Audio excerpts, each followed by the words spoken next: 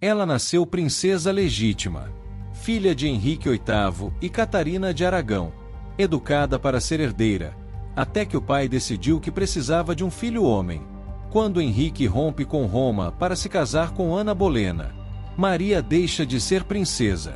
É declarada ilegítima. A filha do primeiro casamento vira obstáculo político. Ela cresce vendo sua mãe humilhada, isolada, afastada do poder. Cresce sob pressão para aceitar que o casamento dos pais nunca foi válido. Cresce assistindo a Inglaterra abandonar o catolicismo que sempre conheceu. Isso não é detalhe psicológico. Isso é formação política. Maria aprende cedo que religião e poder são inseparáveis. Aprende que decisões espirituais podem destruir destinos familiares. Aprende que o trono pode apagar vínculos e que a sobrevivência exige firmeza. Quando Eduardo VI, seu meio-irmão protestante, assume o trono, a Inglaterra se move ainda mais em direção ao protestantismo. Missas são alteradas. Imagens religiosas removidas. Doutrina reformulada. Mas Eduardo morre jovem. E contra expectativas políticas. Maria reivindica o trono. Ela é proclamada rainha em 1553. A primeira mulher a governar a Inglaterra por direito próprio. E aqui começa o ponto central. Maria não acreditava estar fazendo algo radical. Ela acreditava estar restaurando a ordem legítima. Para ela, o rompimento com Roma foi uma ruptura ilegal criada por desejo pessoal do pai. Restaurar o catolicismo era corrigir um erro histórico. Mas restaurar religião em um país já dividido nunca é simples.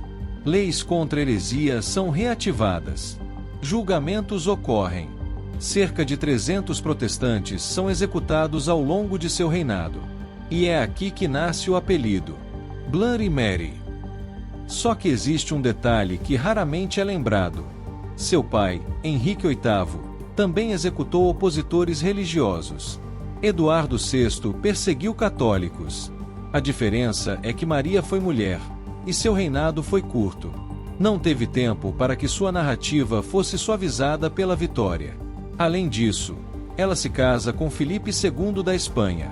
Um casamento impopular. O medo de influência estrangeira explode. Rebeliões internas surgem. A fome e a crise econômica continuam. Quando ela morre sem herdeiro, quem assume é Elizabeth, filha de Ana Bolena. Protestante, astuta, vitoriosa. E quem escreve a narrativa posterior? O regime protestante. Maria vira símbolo do atraso, da intolerância, do fanatismo. Seu nome atravessa séculos como exemplo negativo. Sua imagem é cristalizada como tirana religiosa. Mas aqui entra a pergunta incômoda. Ela foi excepcionalmente cruel? Ou apenas governou dentro da lógica brutal do século XVI? O período era marcado por perseguições religiosas em toda a Europa.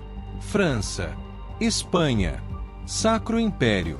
Conflitos entre fé e Estado eram regra, não exceção. Maria acreditava estar salvando almas. Acreditava que permitir heresia era condenar eternidades. Dentro da mentalidade da época, sua severidade era vista como dever espiritual. Isso não absolve as mortes, mas contextualiza. Ela não foi sádica por capricho. Foi rainha tentando reverter uma reforma que havia desestruturado o país e destruído sua própria legitimidade. E como acontece repetidamente nesta série, quando homens perseguem por religião, chamam de política de Estado. Quando mulheres fazem o mesmo, a história dá um apelido. Maria I não venceu. Seu projeto religioso não sobreviveu. E na história, quem não vence raramente controla a memória. Talvez ela não tenha sido apenas sangrenta.